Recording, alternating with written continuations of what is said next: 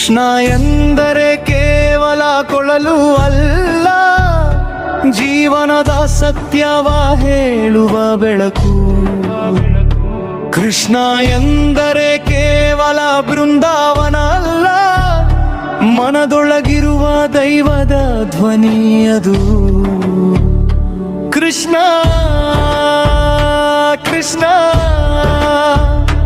ಕತ್ತಲೆಯ ದಾರಿಯಲ್ಲಿ ದೀಪವಾಗು.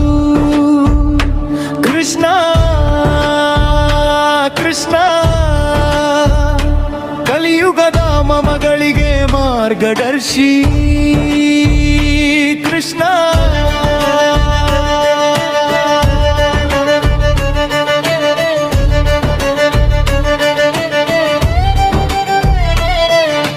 ಮೊಬೈಲ್ ಪರೆಯಲ್ಲಿ ಕಳೆದು ಹೋದ ಮನಸ್ಸು, ಮಾಯೆಯ ಲೋಕದಲ್ಲಿ ಸಿಲುಕಿದ ಬದುಕು. ಲೀಕ್ಗಳ ಹಿಂದೆ ಓಡಿದರೂ ನೆಮ್ಮದಿ ಸಿಗಲಿಲ್ಲ, ಕೃಷ್ಣನ ಗೀತೆಯಲ್ಲಿ ನಿಜವಾದ ಸುಖ ಸಿಕ್ಕಿತು.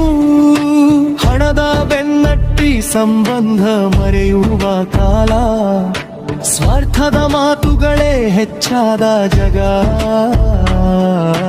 ಕಣಮ ಮಾಡು ಫಲ ಬಯಸಬೇಡ ಎಂದವನು ಇಂದಿಗೂ ಬದುಕಿಗೆ ದಾರಿ ದೀಪನಾದನು.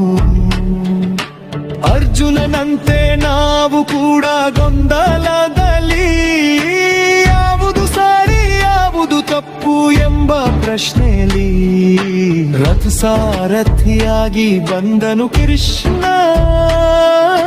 ಧರ್ಮದ ಹಾದಿಯಲ್ಲಿ ನಡೆಸುವ ಸ್ನೇಹಿತ.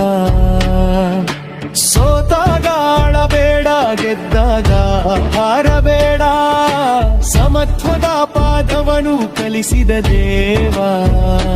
ಬಿರುಗಾಳಿ ಬಂದರೂ ನಂಬಿಕೆ ಬಿಡಬೇಡ, ನಿನ್ನೊಳಗೆ ಇರುವ ಕೃಷ್ಣ